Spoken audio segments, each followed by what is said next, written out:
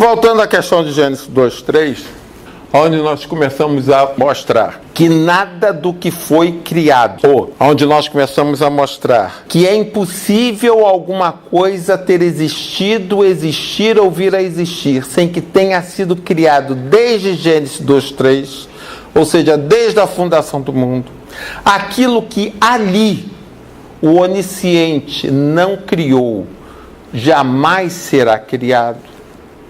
Nunca foi e nunca será criado.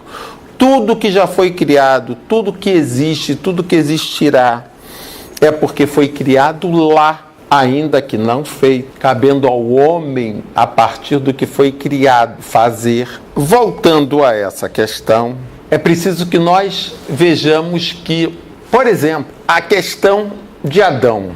Adão, ele foi criado e feito num primeiro momento por Yahu.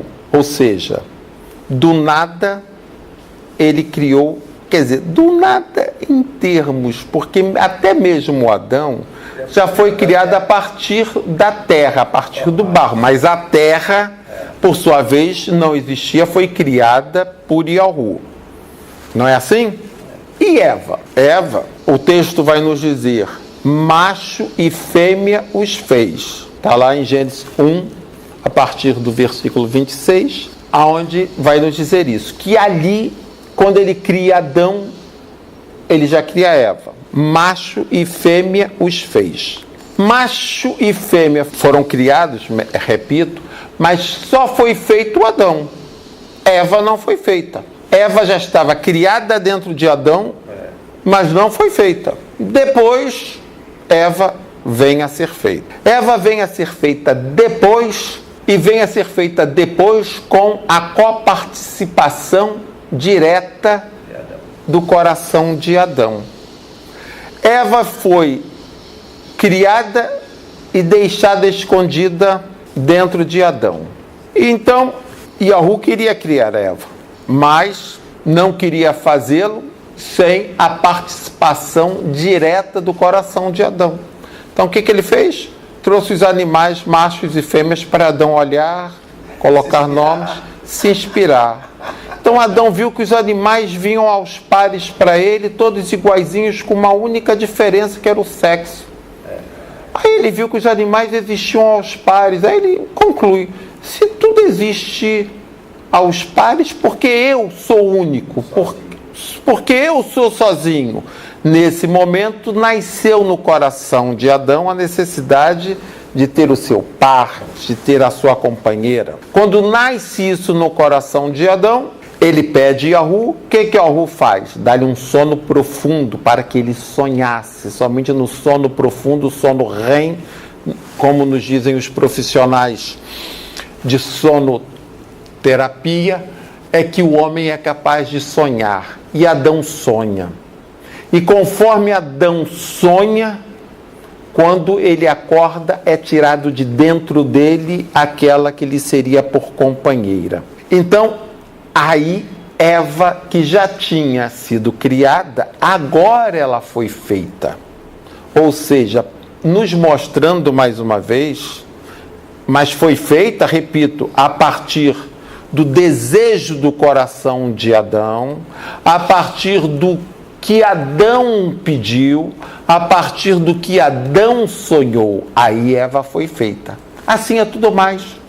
Tudo mais que cabe ao homem fazer, ele só pode fazer a partir daquilo que foi criado. Se não foi criado, se Eva não tivesse sido criada antes, não teria como agora, a partir do desejar e do sonho de Adão, ela ser feita. Por isso que tudo foi criado antes. Bom, a partir de tudo que foi criado e feito conforme, ou criado e não feito, que é a grande maioria das coisas, conforme está em Gênesis 2:3, assim ocorre com tudo mais. Citamos Romanos 4:17 com relação a Isaac. Isaac, ele veio um dia a ser feito a partir das mudanças que ocorreram em Abraão e em Sara.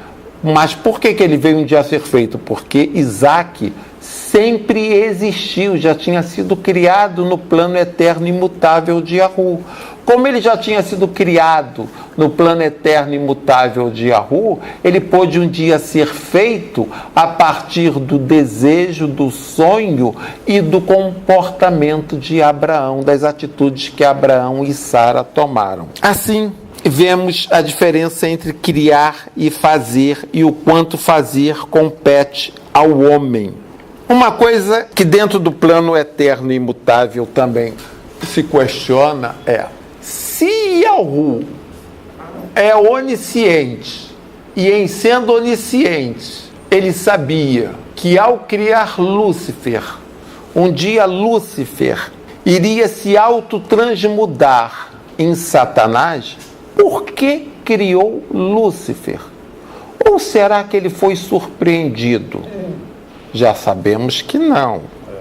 Já sabemos que falar em arrependimento, falar em surpresas para o onisciente é não falar, não saber o que diz. Quem fala que tem um pai onisciente e depois fala que ele se arrepende, que ele é surpreendido, é gente que não sabe o que diz. É gente que fala por falar sem ter conhecimento do que diz. Quem sabe o que quer dizer onisciente, quem proclama ter um pai onisciente com consciência do que diz, jamais poderia dizer que o seu pai se arrepende, que o seu pai se surpreende. E filho do homem que se arrepende. Conforme está em Números 20.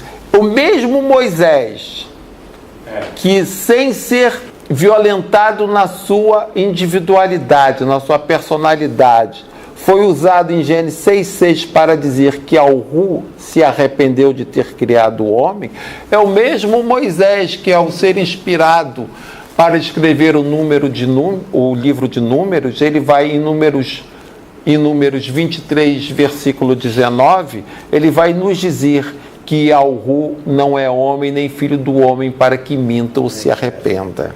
E é o mesmo Moisés. Isso tudo nos mostra que a inspiração não despersonaliza, não violenta o homem.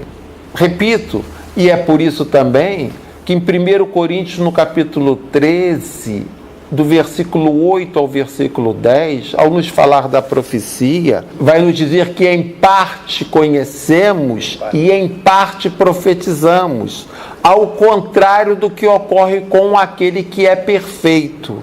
Ou seja, é isso que ela está nos dizendo. Como as escrituras não foram ditadas, mas foram escritas por homens, eles foram inspirados e esses profetas, eles misturaram a perfeição da inspiração vinda do eixo vertical com a imperfeição deles, em parte conhecemos, do eixo horizontal. E na junção desse eixo vertical com esse eixo horizontal é que nasceram as escrituras. Então, se pergunta, se Yahu não se surpreende, se Yahu não se arrepende, então ele sabia, quando ele criou Lúcifer, o portador de luz, ele sabia que esse Lúcifer um dia iria virar as costas para a luz, e ao virar as costas para a luz, ele iria se transformar no anjo de trevas. Então, por que ainda assim ele criou Lúcifer? Simplesmente porque no plano perfeito e eterno do nosso Pai, justamente para que esse plano fosse perfeito e eterno, conforme eu disse no início, era preciso que ele levasse em consideração na consecução e na elaboração deste plano, não só a sua vontade, mas aquilo que era contrário à sua vontade, para que só assim o livre-arbítrio dos corações dos homens pudessem se manifestar. E para que isso possa ocorrer, é essencial que exista o mal. Vamos agora lembrar, o nosso Pai, ele é onipresente, onisciente, onipotente, santidade e amor. Em ele sendo santidade, ele não pode, em momento algum, fazer o mal, seja quem quer que o seja. Em ele sendo o amor, ele não pode fazer nada de diferente de amor a quem quer que o seja. Mas, a partir do momento que ele deu o livre-arbítrio e manteve o livre-arbítrio, como mantém o livre-arbítrio no coração dos homens, e os corações dos homens, sendo mal, fazem maldade, e em ele querendo e precisando de proteger aos seus, é preciso que alguém faça o mal necessário, chamado serviço sujo, para que ele pudesse proteger, inclusive, aos seus filhos. E quem vai fazer este mal de modo a abolir o mal de fazer mal aos seus filhos? Só o próprio mal, porque ele não vai fazer. Aos seus filhos, ele manda ser seus imitadores e proíbe que igualmente façam mal. Então, quem vai fazer? Só o próprio mal. Daí a necessidade da existência do mal. Daí, ao antever isso tudo, ele criou Lúcifer, sabendo que Lúcifer iria fazer e das consequências. E é nesse sentido que a palavra vai nos falar em Provérbios 16:4. E Yahu fez tudo com um propósito. Tudo tem um propósito. Nós não sabemos, mas ele sabe. Até os ímpios para o dia do castigo, para o dia do mal, segundo outras traduções. Por quê? Porque o mal é essencial dentro do plano eterno. Sem o mal não teria havido o indispensável Calvário. Assim como o inferno é necessário. É necessário. É necessário.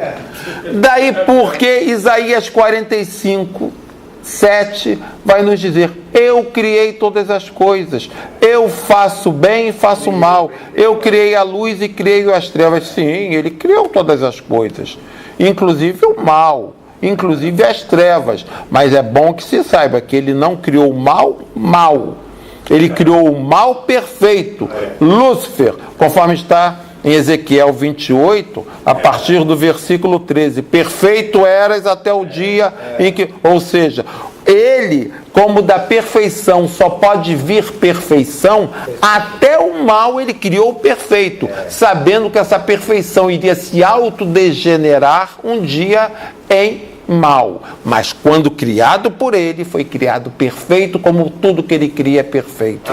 E é por isso que ele vai dizer, ele não criou as trevas, ele só cria a luz. Mas quando ele cria a luz, automaticamente, por derivação, ele cria as trevas.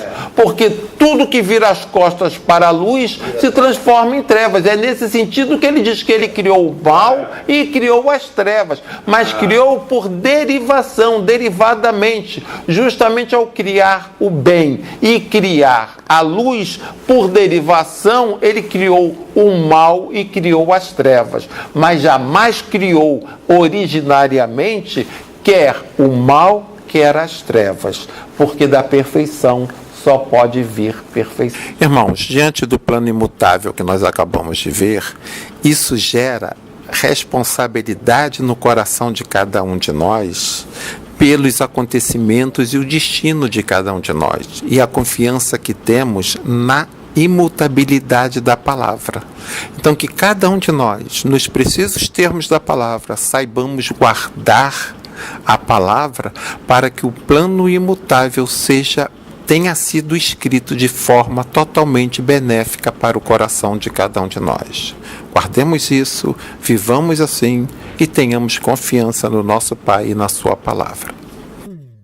Você acabou de assistir Conheça um pouco mais.